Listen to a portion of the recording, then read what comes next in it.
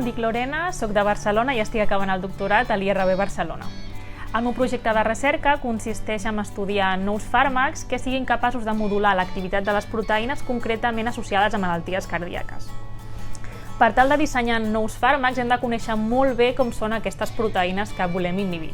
Les proteïnes tenen certes regions on es poden unir altres proteïnes, com poden ser activadors, substrats o inhibidors o molècules petites. Imagineu-vos que interactuen com si fos un pany i una clau, és a dir, cada lloc serà específic per a aquests interactors.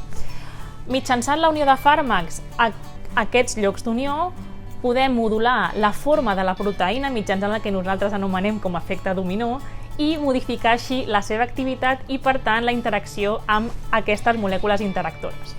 Entendre molt bé com és aquest efecte dominó ens ajudarà a dissenyar nous fàrmacs per tal de reduir els efectes secundaris amb els pacients patint de malalties cardíaques.